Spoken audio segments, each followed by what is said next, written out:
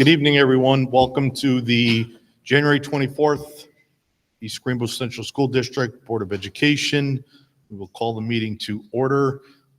Emily will not be here tonight, Jesse or Mike. And Michelle is running a little late. So if we could please stand for the Pledge of Allegiance. I pledge allegiance to the flag of the United States of America and to the republic for which it stands, one nation, under God, indivisible, with liberty and justice for all.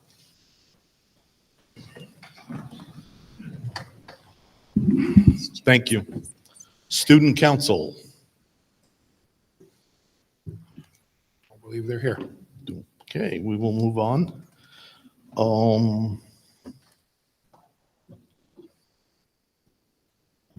Approval of the draft minutes from the January 10th meeting.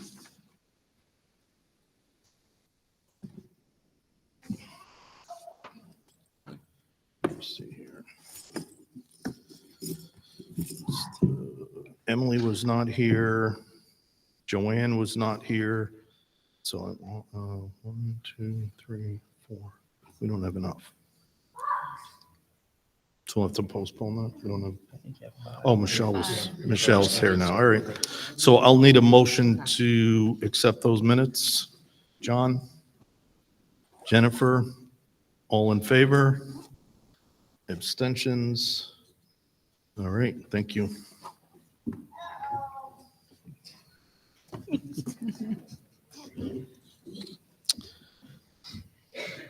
That was for the, so it'd be the same for the public hearing, right? Right. Yes. Right. So I'll need a motion now for the public hearing. Jennifer? Second. All in favor? Abstentions? All right. Thank you.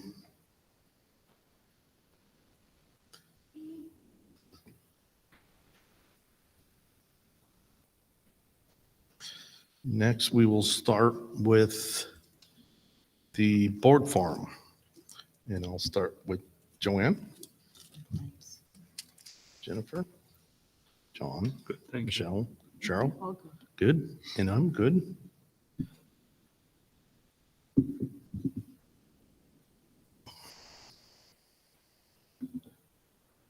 Public forum.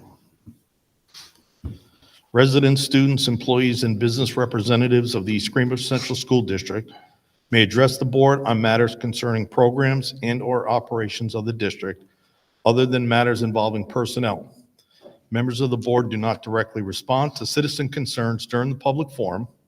If a response is appropriate, either the president or the superintendent will contact the individual in the near future. Those persons wishing to address the board will be recognized by the chair of the meeting and should state for the record their name and address or affiliation with the district or business. While the board does not wish to infringe upon free speech protections, it must be stressed that the visitors forum is deemed to be not an open forum. The board president will conduct the forum for the orderly and efficient operation of board business. In addition, any remarks which may be considered defamatory or stigmatizing are prohibited and will be declared out of order.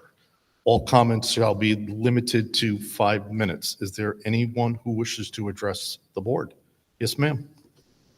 Yes, please. Come up. You can come up here.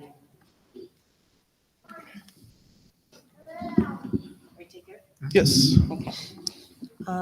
My name is Michelle Guzik. I reside in the town of Skodak. Both my sons went through DPS, Goff Middle School, Columbia High School, and graduated from Columbia High School. And I couldn't have been happier with their experiences at all 3 levels. They thrived academically and with the sports and music programs. So I'm constantly bragging to my friends what a great district we live in. But I'm here tonight to express my confusion over the fact that the East Greenbush Teachers Association is the only bargaining unit in our district still without a contract. It has me questioning a few things, quite frankly. One of those being, we've given raises to the Director of Human Resources, Director of Transportation, Assistant Superintendent. And it's not saying that they're not worthy of those raises. But what I am trying to say is, I keep getting these, I see things on the internet or whatever, and I do my research, and we're voted, top, I think it was #1 workplace in the capital region, 94% graduation rate. We consistently place top 10 or higher in our ELA and our math scores. I think this year our ELA might have even been 6. I'm not 100% sure on that, but I'm pretty sure we got 6%, top 6 in that. And yet those that are directly having contact with our kids, or their students, are still the ones without the contract. And it's frustrating. I guess I just don't understand why. I do my research. I know that some of you sitting in front of me have experience with contracts, negotiations. And I know it's difficult for teachers to walk into the building, holding their head up high, feeling, a little unappreciated and not supported.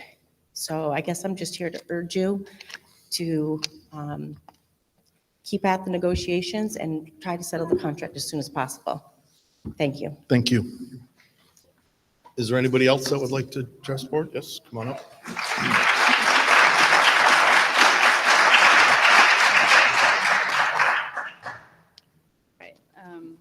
Hello, my name is Jennifer Crewell. I'm an East Greenbush resident and a parent of 4 district children.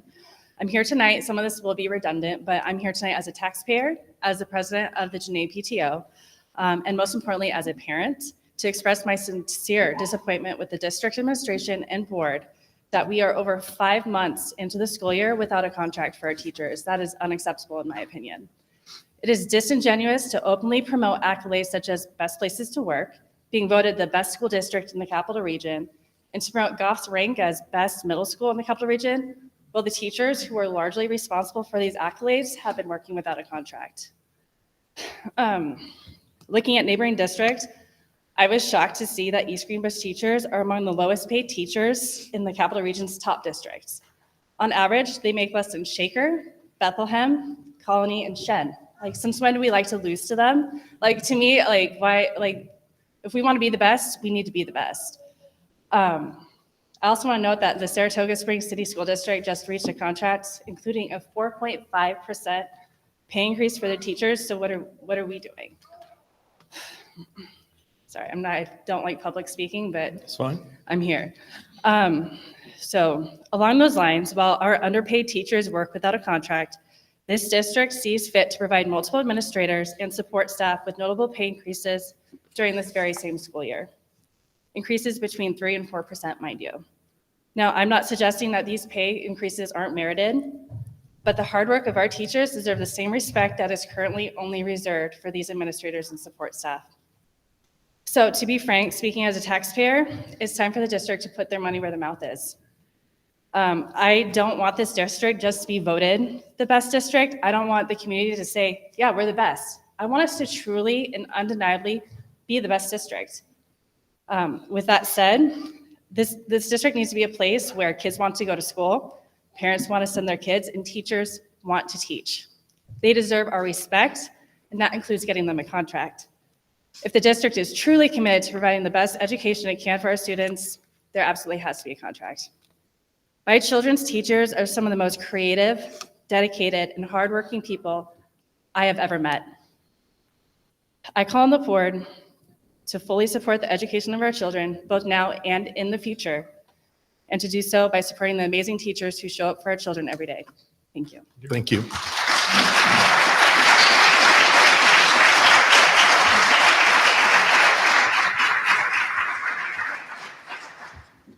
Is there anybody? Yes, sir.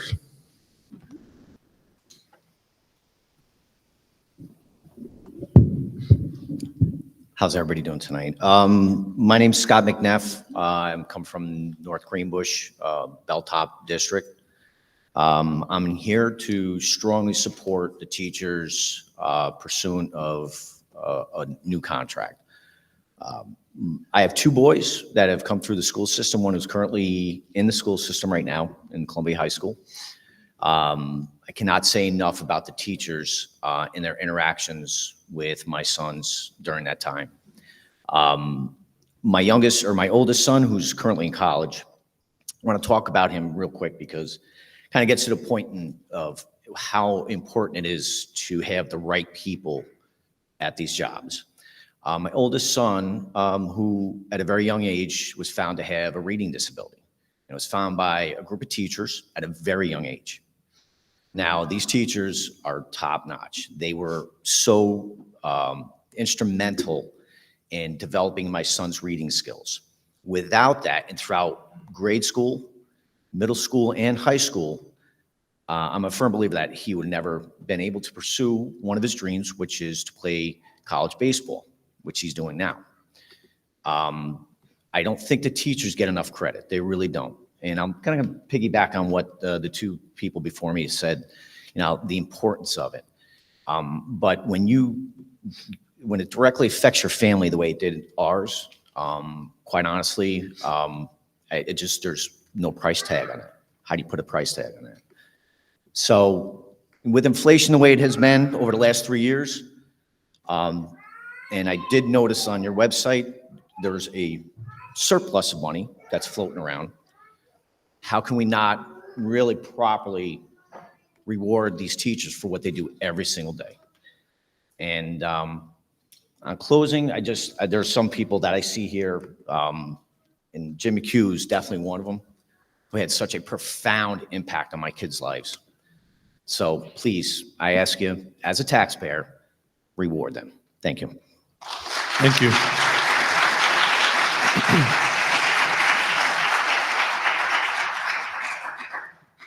Is there anybody else that would like to speak? Okay, thank you. We will now move on to some reports and presentations by the superintendent of schools. And first, we're going to talk a little bit about our capital project planning. Thank you, Mr. Mann. Just want to update the board, the members of the community and the school district that are here, as well as those members of the board that are not able to be here but may be watching on the live stream regarding the status of the capital project. The district is continuing to move forward and working with Turner Construction and the Bella Architects to fine-tune the scope of the project, looking at the various documents that outline the work that's being done for proposed in every building. We're almost completed with that process. We want to make sure that the estimates are accurate. We also want to identify areas where those estimates may be a little bit lower and make those adjustments and bring that information back to the Board of Education. The process is working through 2 meetings a week generally, where Jennifer Mulligan, our Director of Business and Finance, myself, Paul Bickle, our Director of Facilities, and our architect and construction management firm are working through the details, such as the numbers and quantities associated with things such as doors, windows that need to be replaced, the ceiling tiles, the flooring tiles, specificity regarding some of the site work that's being done, so that at the end of the day, when we come forward to the community with the project, we're going to be able to deliver on everything that we said we would do within the construction project. Additionally, we've had a warm reception from 2 of the town boards that we visited to present the project. Last week, we visited the town of East Greenbush Town Board and presented the capital project plan. In general, they were very supportive of what we are proposing, particularly that the project has 0 additional increase to our tax levy, and that the project also involves tying in some of the work at Goff Middle School with the town's plans for a pathway along Gilligan Road. We are also pleased that we were able to present to the town of Nassau board 2 weeks ago. We timed it good because there were a number of residents there who had an understanding, opportunity to listen to and get an understanding of the project. We also received a warm reception from the town of Nassau, focusing on the total project, but also highlighting some of the work that is proposed for Donald P. Sutherland School. I want to thank Mr. Mann for attending the town of East Greenbush meeting with me. Appreciated his support. And I want to thank Mr. Dunn, who attended the town of Nassau meeting. And we're going tomorrow night to the Skodak board to share the project with them as well. I want to thank Jennifer and Paul Bickle for all the work that they've been doing to get us ready for this important capital project vote. That concludes my report. Thank you. Any questions? All right. Golf cell phone policy update. Mr. McHugh, Mr. Newman, Ms. Hoffman, Mr. Riley. Look, we had them all. They're all here. All right. We travel as a pack here.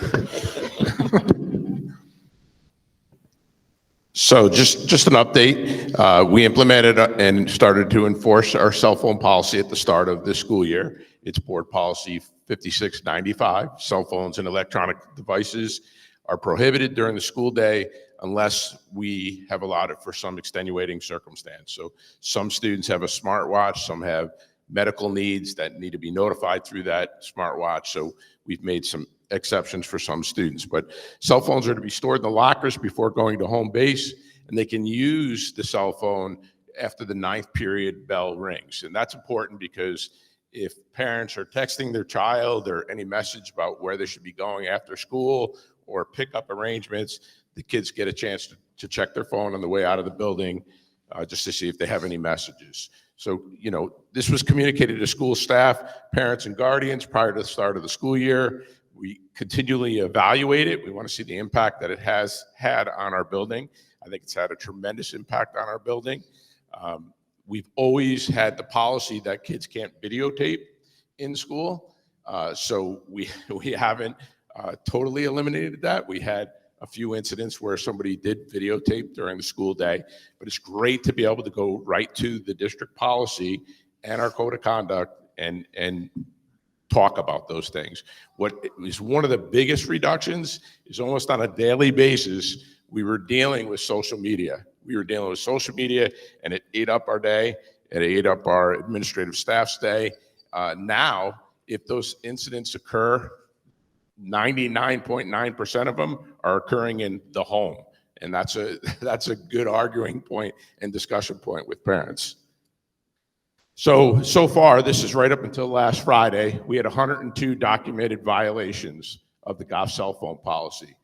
Not meaning that there wasn't more, it's just that we haven't caught all of them, but there's been 102 documented. But it's only 63 students. So we have repeat offenders. So they violate the cell phone policy. It's only 6.4% of our students. So when you think about that, about 94% of our students are following that cell phone policy. First offense, we really started out a little gingerly with it. If we saw a student with their phone out during the school day, we went up to them. We weren't like, hey, you. We would go up and say, hey, what are you doing? Do you know what our cell phone policy is? A lot of times the kids would say, I'm not sure what it is. We'd be like, the cell phone's supposed to be in your locker. Let's go to your locker and let's put it away. So we kept a document. We kept a sheet with the students, the date that the cell phone policy was violated, what we did. If we followed up with a phone call home, just Mr. and Mrs. So-and-so, just wanted you to know, we caught your son Timmy with his cell phone out during the day. We have a cell phone policy. It's got to be in the locker. We just escorted him back to the locker this time and asked him to put it away. Second offense, we take the cell phone, and the cell phone stays with us till the end of the day. Student has to come to our office and get the cell phone at the end of the day. That's also followed up with a phone call, and we assign detention. Third offense, we take the cell phone. Everything's the same. We take the cell phone. We call home, but instead of giving the cell phone or the smart watch back to the child at the end of the day, we require a parent to come in and pick it up. So we have that sit-down conversation with student, parent, and administrator. So 93.6% of our students have followed the cell phone policy, which is a good thing. Thank you. So we had put out a survey to staff, parents, and students just to try to get some feedback on, what their thoughts are on our policy. So the highlights of this is that 89% of students at Goff do own a smartphone or a watch, but this policy has led into a significant decrease in social media issues. And being an administrator, at the 6th grade level, but this is my first year is just 6th grade now, 6th and 7th grade, there were significant social media issues, you know, my first 4 years at Goff. So this has drastically reduced those issues and has really improved the climate in our building. Students are less distracted, even though they may respond to the survey that they are not, but they are definitely less distracted.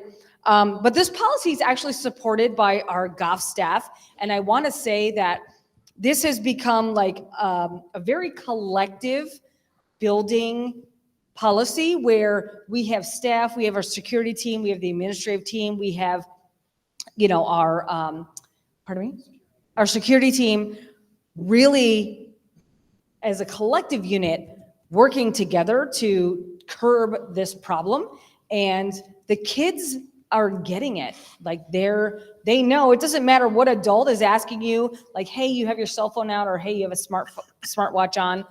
The kids are seeing it from all different levels in our building, which has really been very impactful because it's not just coming from the administration, it's coming from everyone who's in the building, and the kids they get it. And so, I mean, we've seen like a really significant decrease in, you know, students having their phones out and really kind of influencing what they're doing throughout the school day. One other thing to add, we hold our adults accountable too in the Right. building. So our adults, our staff, our faculty, they model this to the students. They're on their cell phones, you know, they're not on them during the day. You don't see them. So substitutes in our building, we've addressed substitutes that, you know, we're not on the phone. You got to put your phone away, take the earbuds out. You're substitute teaching today. So the rules apply to all.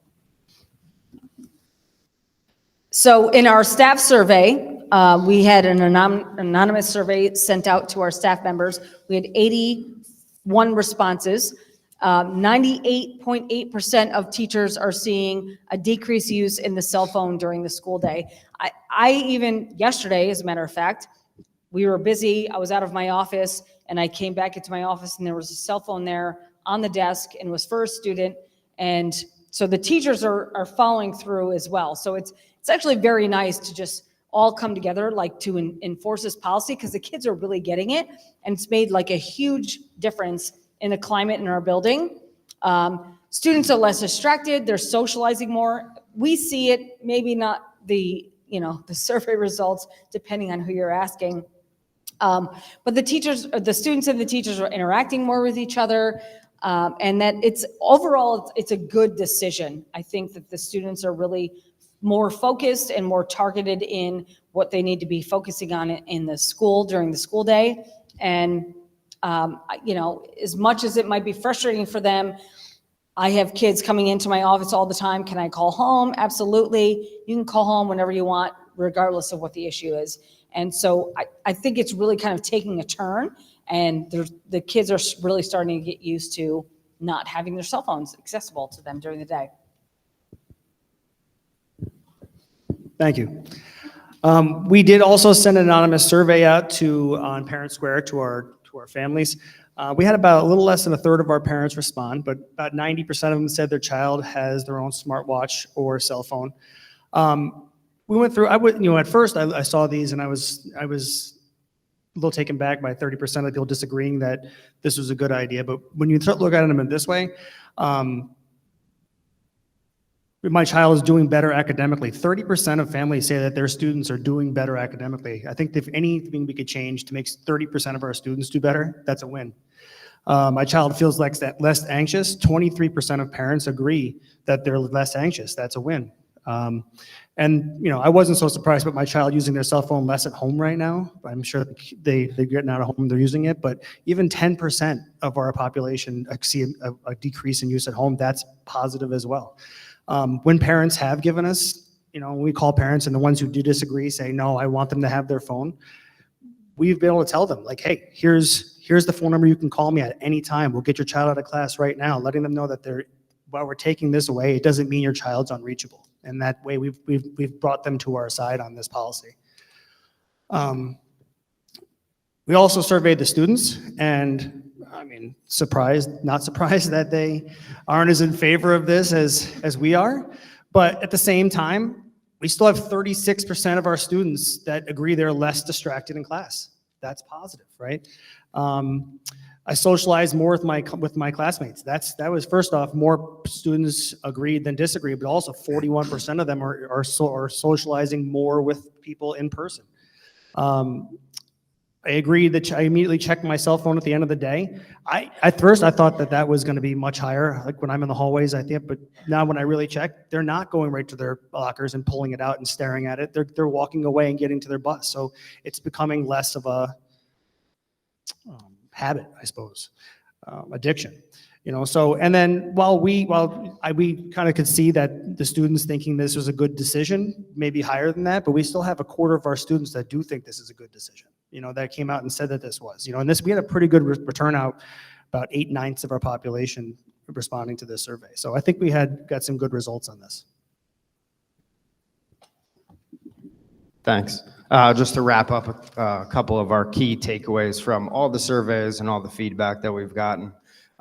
One thing is it has become part of our culture at Goff, with the students, with the staff, everybody involved, that this is a place where we're not, with our cell phones in front of our face constantly. Pretty rare to be somewhere where that is the case today.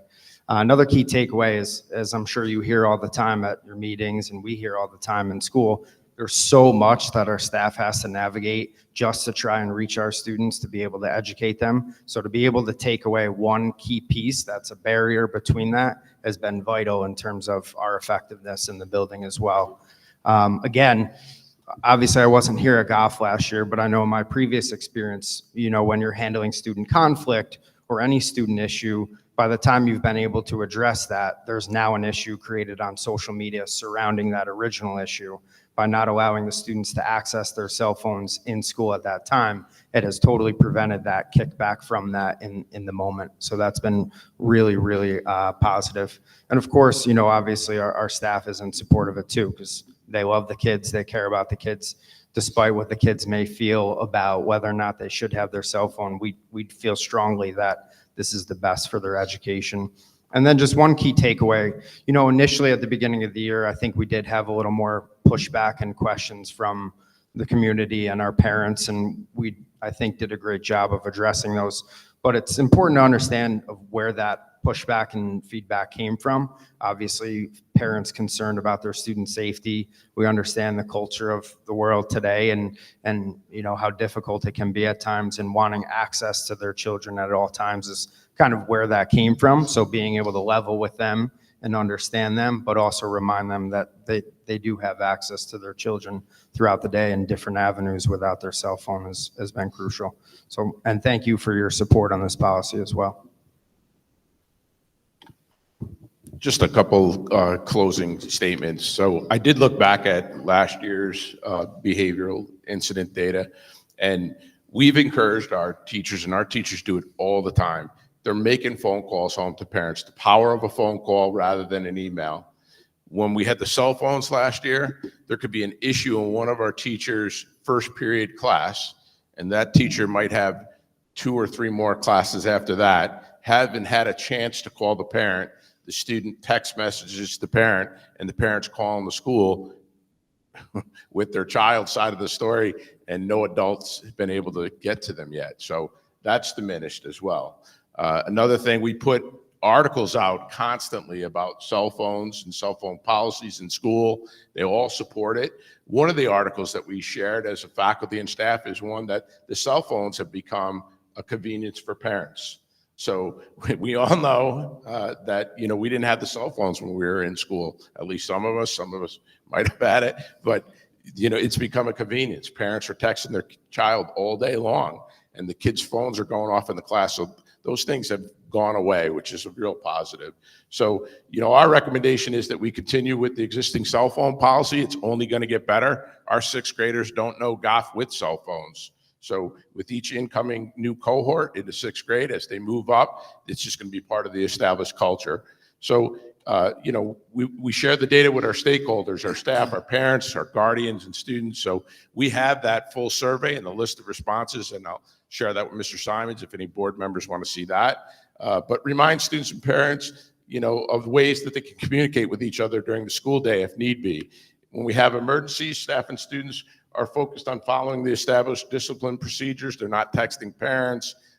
So we communicate with parents, Go Guardians, we got Parent Square. There's all different ways that we communicate. But there are some valuable suggestions that came from faculty and staff about consistency with it. We've taken that feedback and we've changed directions and tweaked things a little bit. So overall, I think it's been a great move. Any questions? Thank you.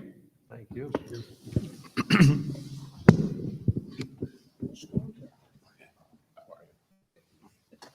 Thank you.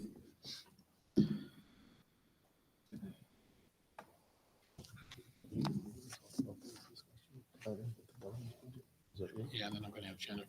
Okay. Couple items to discuss. The first is the recently released governor's school aid proposal. So, Jeff? Thank you. On January 16th, Governor Hochul announced the executive budget proposal for New York State. One of the larger areas of expenditure within the budget is school aid and healthcare. We have been encouraged over the last 3 years because 3 years ago, the New York State Legislature and the governor agreed to follow a formula that ensures that schools receive sufficient funds to provide a basic sound education. East Greenbush had been shortchanged for many years in the amount of aid that we were receiving from the state, and some of the board members that are still on the board remember concerns about the gap elimination adjustment, where aid that we were entitled to under the formula called the foundation aid formula was not being received by our district.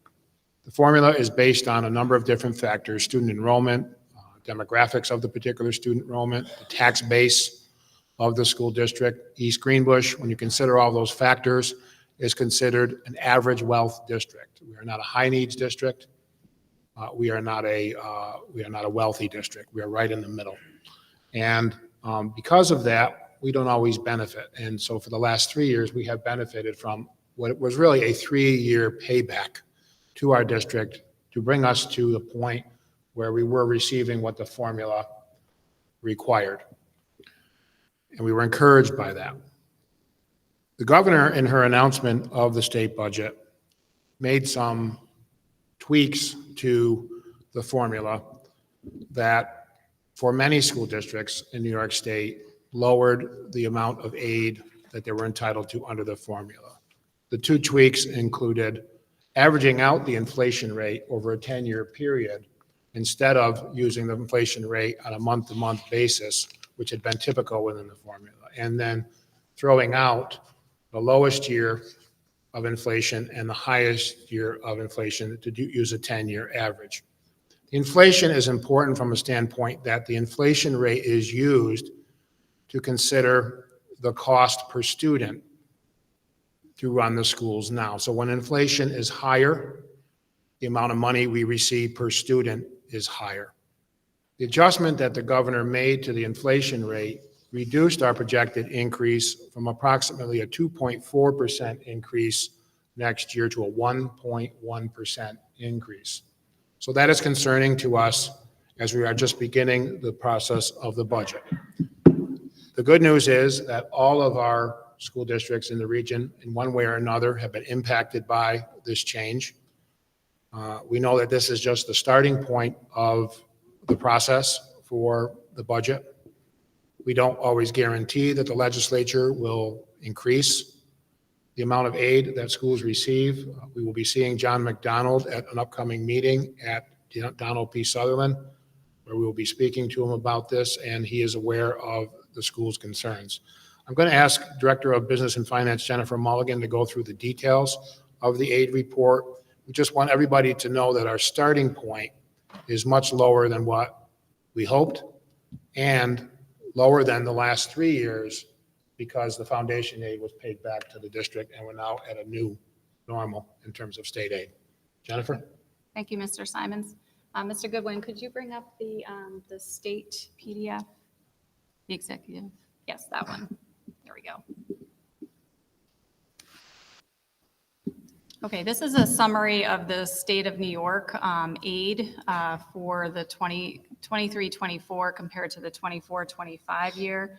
As Mr. Simons indicated, foundation aid is the largest portion of the aid at $24.5 billion. So statewide, the foundation aid is increasing by 2.11%. Overall, total school aid is increasing by 2.4%. Mr. Goodwin, can you bring up the East Greenbush PDF? Fortunately, ASBO is the Association of School Business Officials. They were able to provide some summary data on a district by district level. Mr. Simons had talked about how the foundation increased for the district because it's based on several factors. Although the state foundation increase is 2.11%, East Greenbush under these formula adjustments in the executive budget would be seeing an increase of 1.12%. Which is equivalent to $271,000. There are other aid buckets in the executive budget that are consistent year to year. They're expense-based aids. Even though there's estimates included in the aid runs, those are very dependent on what happens within the district. So we will carefully evaluate and monitor what is happening with our spending trends in those areas, because even though what you see on the aid run may not necessarily reflect what the final aid is that we would receive, and we would have to make sure we're conservatively looking at those items.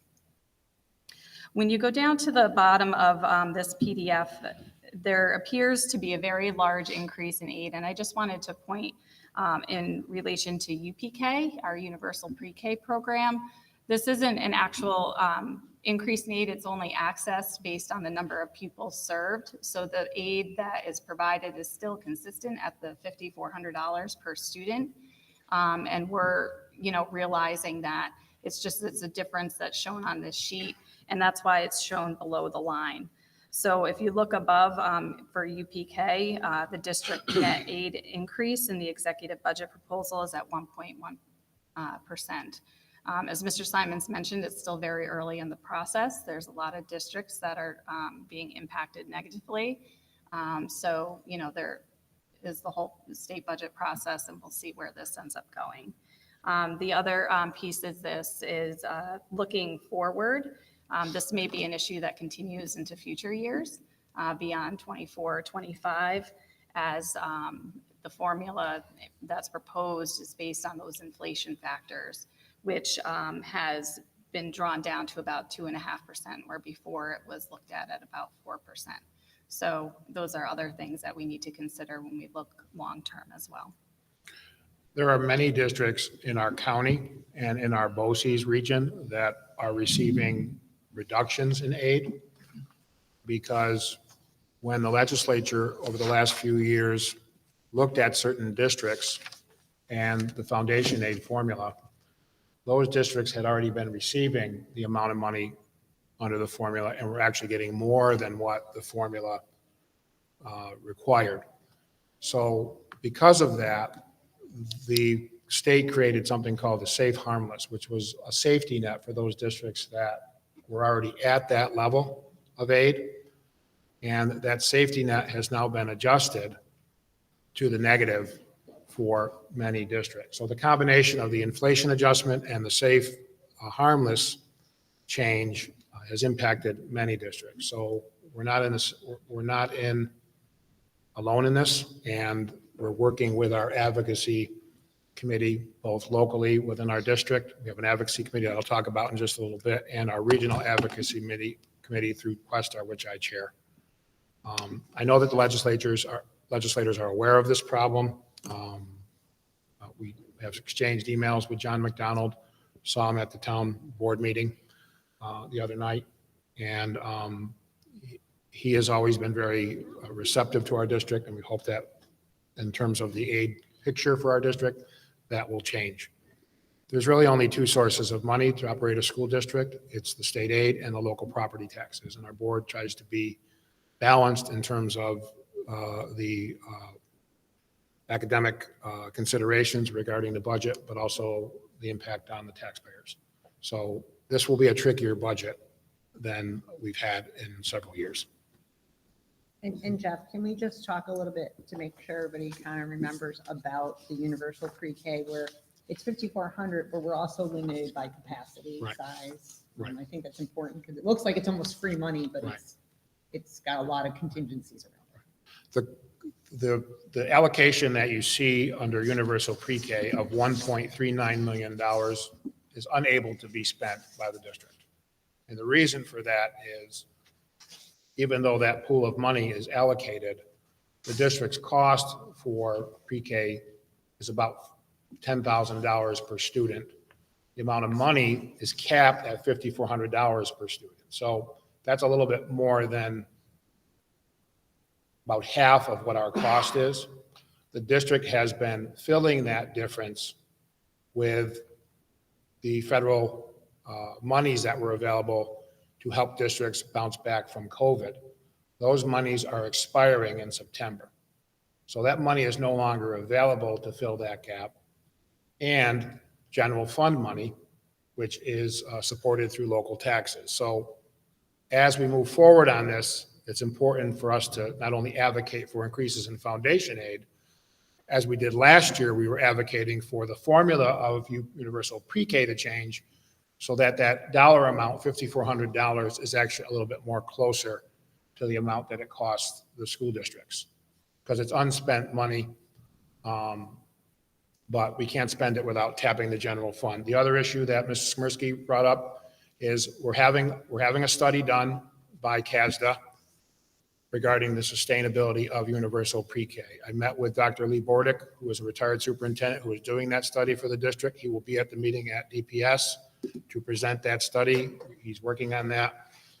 The board had asked for that because we have found that universal pre-K is very beneficial to our children, but the way that it is structured, we cannot offer it to every family. There is a lottery process. And the study will include looking at classroom space. We may not, right now, we do not have currently enough classroom space, even if we had the money to offer every family that wanted universal pre-K in our district that program. The capital project that I mentioned earlier does include cost estimates for up to 10 additional classrooms, in part because we're one of the only districts in upstate New York that is actually growing in enrollment. Not a lot, but we have stabilized. We will be about 100 more kids by 28, 29, according to our most recent enrollment study. And programs that are in our district have changed since the time they're built. But we have more special education programs, occupational therapy, physical therapy, and services that are required to be provided. Those spaces are being utilized differently than when the buildings were built, for example, in the 1960s, some of the buildings. So all of these considerations regarding universal pre-K finance, the capacity to sustain the program, the amount of classrooms that we would need, and the planning is occurring. But this money, at the point that it is offered to us right now, can't be fully spent unless the state changes the reimbursement formula. And we are advocating as part of our advocacy for that as well. So that concludes my summary. Thank you. Any questions? All right. We will move into the advocacy committee goals for 2024. I've alluded to the advocacy committee a couple times. We had our meeting on January 11th. On the advocacy committee, it's myself, Jennifer Mulligan. We have teachers on the advocacy committee. Dan Wagner, who is the vice president of the teachers union, has been very supportive and helpful with our advocacy work. We have a student from the high school on the committee. We have Colleen Wise from the school lunch program, as well as Mr. Garib as a principal. And that committee is open to any staff, students, or families that want to join us.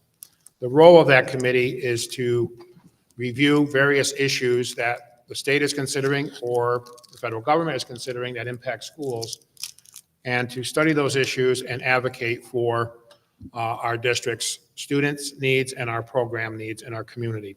So we've identified priorities. I've already talked about some of them, the foundation aid formula. We also have discussed with this board in the past mental health. Our board has approved added mental health services within our district budget and also in arrangements that we have through Rensselaer County. We also have increased student needs. So one of the points of advocacy that all schools are making is Yes, the state has provided more funding for schools over the course of the last few years. However, the needs of the students have increased. Needs for special education, needs for more counselors, needs for support in terms of staff. So, and we've made good progress recovering from COVID, and we want to keep that progress going. So we do have increased student needs, and those needs are costly. For example, a special education class costs more per student than a regular education class because of the ratios of students to teachers that are required.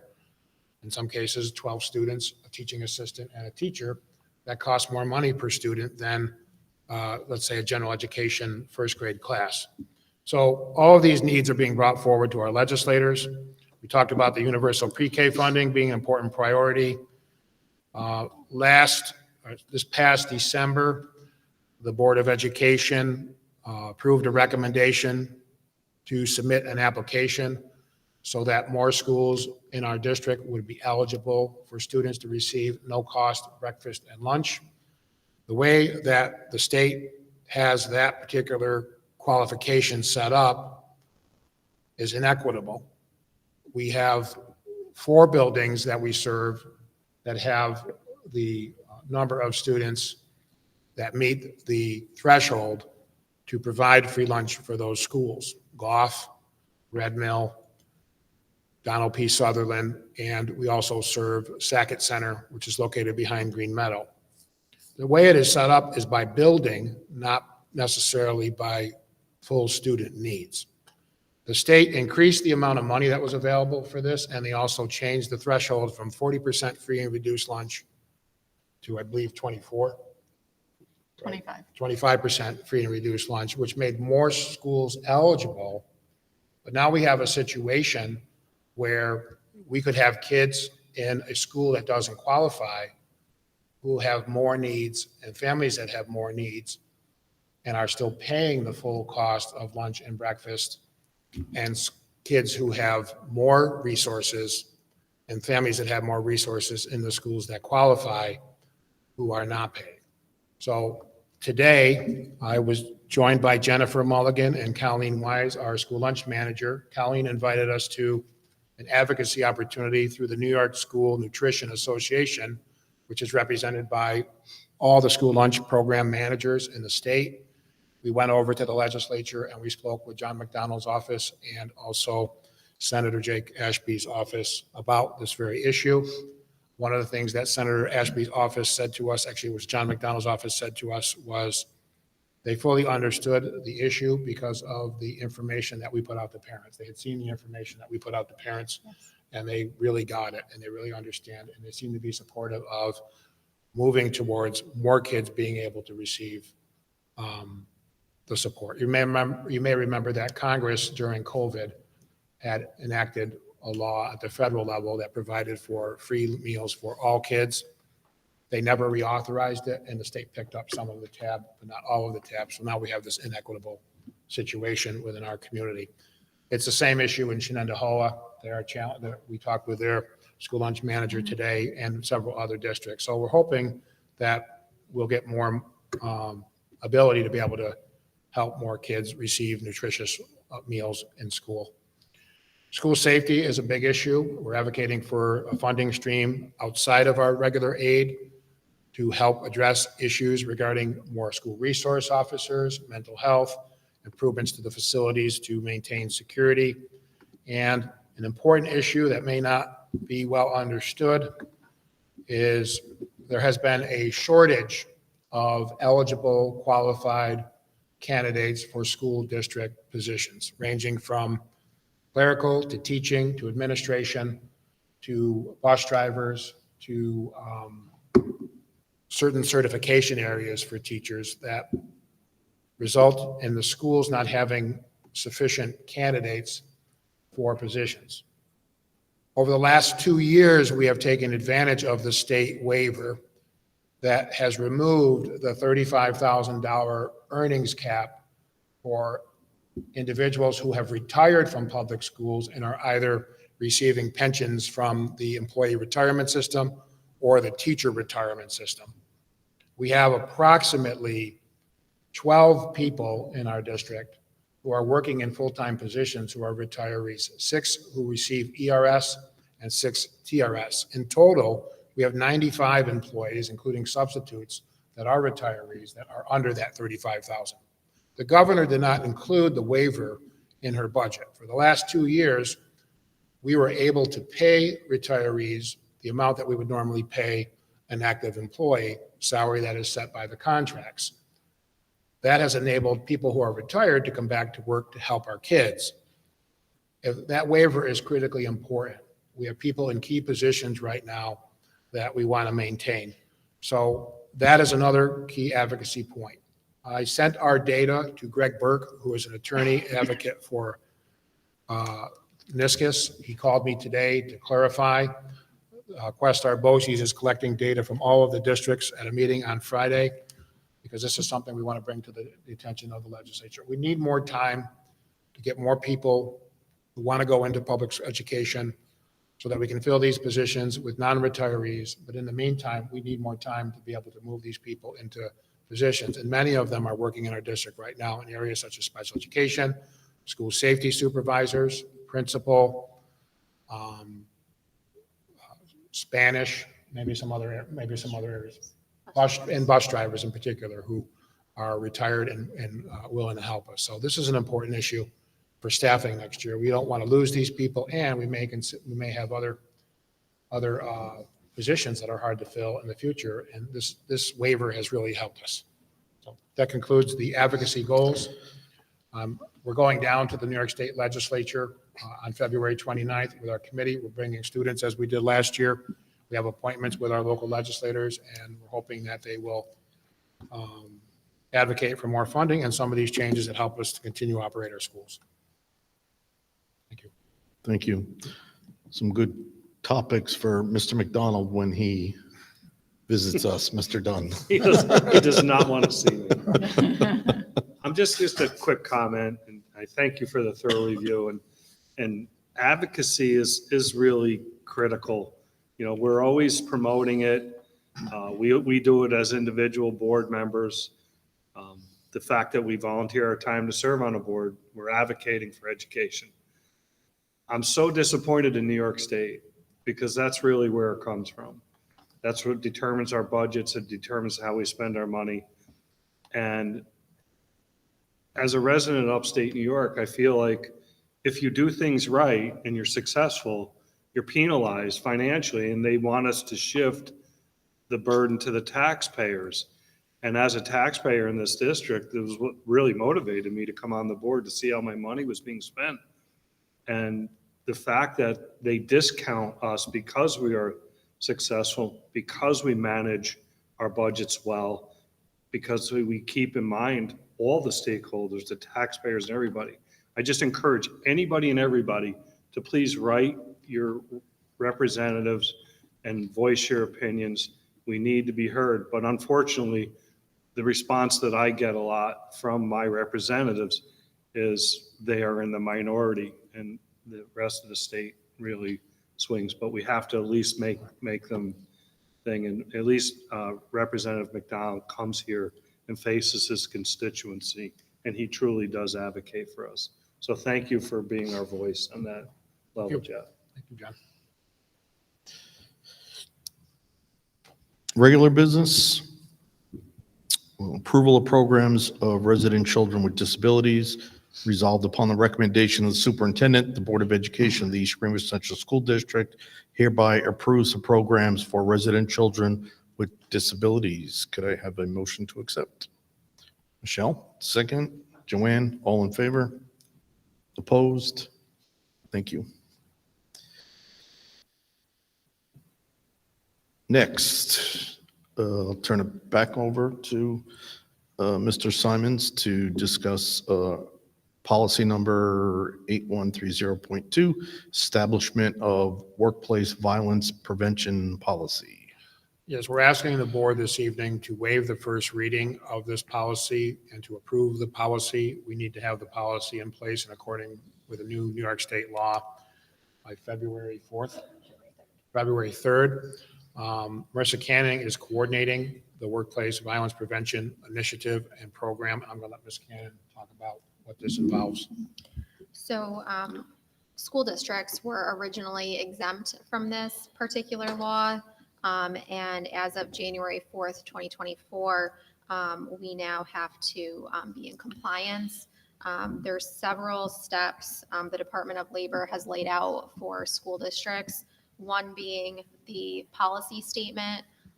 We met earlier this month with our board policy committee to review the policy initially. And then on January 9th, I brought together representatives from our collective bargaining units to review the policy as well. Essentially, the workplace violence prevention policy indicates that our district is committed to the safety and security of all of our employees, and that any workplace violence would present a serious safety hazard to our staff. I will be the designated person moving forward for any workplace violence incidents or any type of threatening behavior.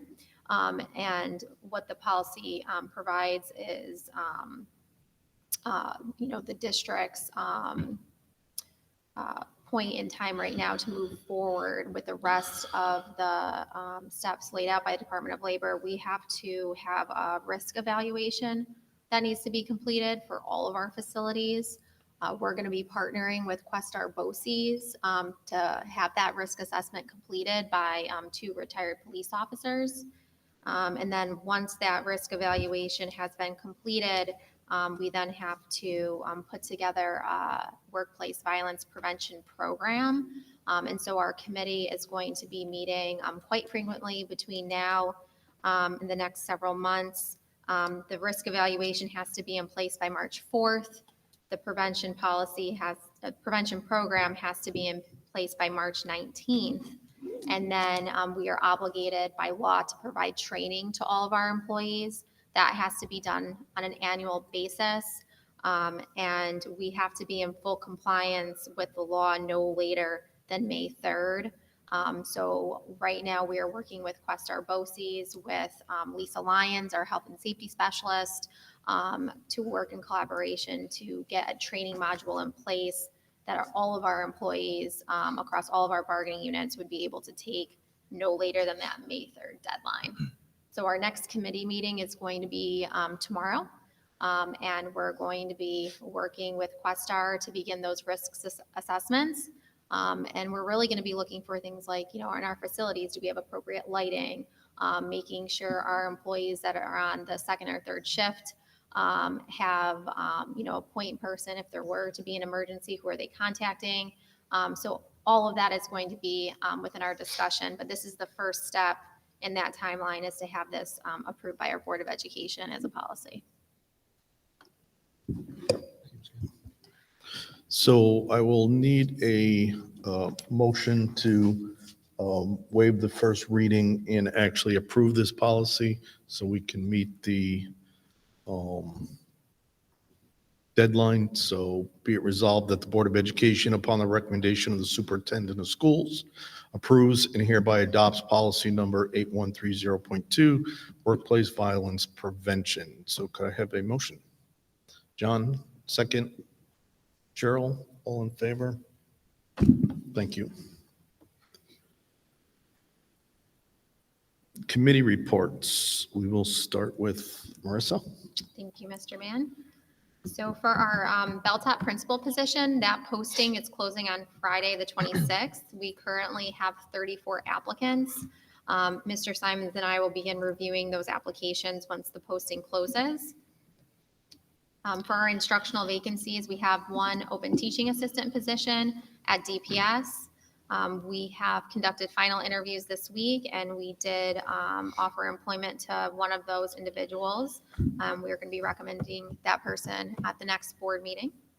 We still are actively recruiting for 2 automotive mechanics. We have one bus aide vacancy. That application deadline was today, so we are beginning to review those applications with our administrator for transportation services. We have one custodial worker position at Goff. Our educational technology specialist final interviews were conducted last week. We have identified a candidate, and we are going to be recommending that candidate at next board meeting. Our food service helper position at Janae, we did not have a big enough pool of candidates, so we are going to be reposting that position. And then lastly, we have a monitor position at Belltop, and Mr. Mahar and I conducted those final interviews earlier this week. Any questions? Thank you, Marissa. Next, we will go to our Director of Business and Finance, Jennifer. I have no committee reports this month. Thank you. We'll move on to Mr. Stiles, our Assistant Superintendent for Curriculum and Instruction. Thank you, Mr. Mann. So just wanted to give a brief overview from our District Literacy Committee meeting that was held on January 17th. I started the meeting off by just giving a little bit of a summary from our ELA assessment data from last school year. The board will be getting a more detailed presentation for all of our data from the 22-23 school year at our February 7th board meeting. But just as a summary, for ELA, our proficiency level for our 3 through 8 assessment, New York State assessment was 67% this past school year, and that's up from 62% the prior year. Like I said, I'll go into more detail in the February meeting in terms of our ELA math at both the elementary, middle, and high school level, along with our screener data as well that we've talked about, our Renaissance Star assessments. Then we had an overview from the New York State Back to Basics plan to improve reading proficiency. So we had 3 staff members, Helen Squatchy, Lisa Mahar, and Mr. Newman, attend the New York State Education Department Literacy Symposium at Questar 3 BOCES that went over 7 literacy briefs, and Ms. Mahar and Ms. Squatchy summarized those briefs, really discussing the 5 high impact practices that develop what's called the Big 6 skills and competencies, plus writing, that were outlined in the briefs. Those 5 high impact practices would be collaborative and culminating projects, performances and celebrations, text-based discussions and writing opportunities, engagement with a variety of high interest, diverse and complex texts, phonemical awareness, phonics, spelling and word study skill building, and then fostering understanding of print conventions, features, and functions. Additionally, Ms. Mahar gave a presentation regarding our ELA program pilots that we are currently doing. So we currently have a small group of kindergarten and first grade teachers that are piloting a program called Heggerty Bridge to Reading. And then we have another group of kindergarten through 5th grade teachers that are piloting a program called Benchmark Advance, as well as a small group of intervention teachers that are piloting, it's called Benchmark Steps to Advance. Ms. Mahar, during that presentation, summarized results and feedback that she's received from a survey that we administered to the benchmark pilot teachers. And we have a survey that will be going out, that went out yesterday to our smaller group, the Heggerty group that's piloting that program. Overall, feedback has been, positive. People that are piloting the program are rightfully so being very critical, so that we can really understand what those programs are, strengths and weaknesses of those programs. And then we concluded with really having a committee discussion about, how we can make sure that moving forward for next school year that our, instructional practices and programs are aligned to the New York State literacy briefs, as well as the governor's Back to Basics plan. We talked about, what are our steps moving forward if we are to possibly adopt one of these programs for next year. And then our next committee meeting will be on February 28th. And at that meeting, the committee is going to be looking to make a recommendation on our steps moving forward for next year. So, Okay, thank you, Roy. Jeff? I have no further reports. All right. Tabled motions, we have none at this time. Old business, is there any old business that anybody would like to discuss? With none, we will move on to the consent agenda. So we're going to vote on the consent agenda, then I'm going to ask for a separate vote on number 14, the addendum. So I will need a Before you do that, Oh. Mark, Can I ask you to pull B for a separate vote, please? B? Yes. I was going to say, I B? don't know, do we have enough? Uh, Vote? 1, 2, 3, 4. We will not. Right? There's only 4. We need 5. Yes. Yes. So Where, what's My the? wife is on the, Oh, okay. For the department chair. So, we have 1, 2, that leaves, 3, 4, yeah. 4. well, hold on. Well, can we approve? Let me see, Joanne, yours was, Same, Davis.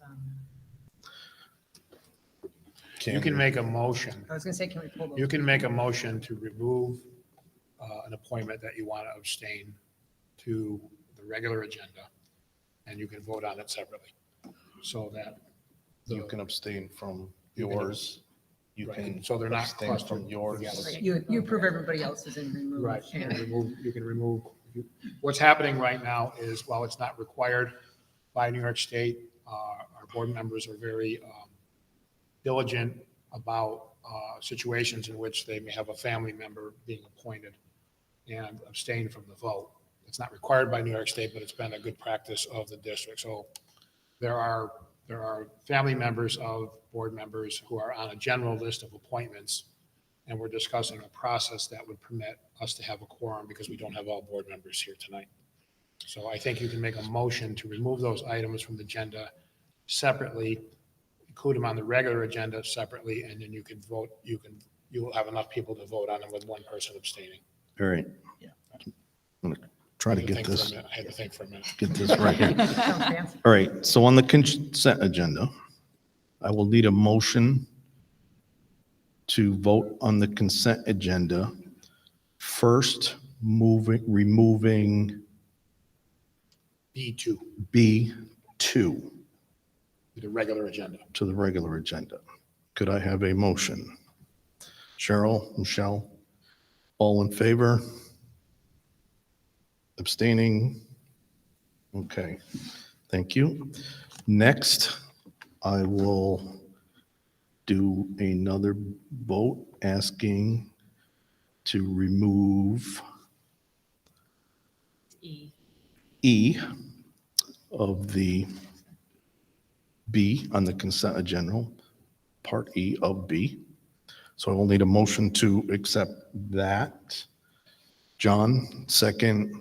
Michelle, all abstain, all in favor? Yes, abstaining. Joanne, all right, thank you. I think we got that right. All right, now on the addendum, we're gonna vote separate. So I'll need a motion to accept that. Michelle, second. Cheryl, everybody in favor? Abstaining? All right, thank you. New business, is there any new business to come before the board? Mark, I just Did have you a vote, did you vote to appoint the counselor department chair and the modified baseball coach? Did you do that? I think you put them on the regular agenda, but you didn't. Yeah, yes. So we have to, all right, my apologies. So we have to,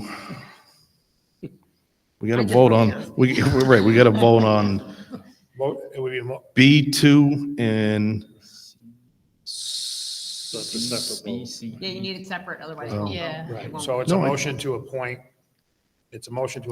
Sharon Dunn as the counselor department chair, one vote. It's a motion to appoint Steve Taylor as modified baseball coach as a separate vote. yes. So can I, for the first one, can I have a motion?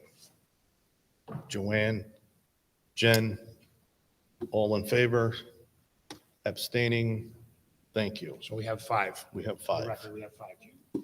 Second one, I will need a motion for Steve to the baseball position, Modified baseball. modified baseball. So I'll need a motion. Jen, second. Cheryl, all in favor? Abstaining. Thank you. I think we covered Got it. it. All right. Mr. Buono, if you're listening, thank you. We did the addendum. We're good there, right? All right, new business. Yes, I wanted to Yes, talk Mr. about, Dunn.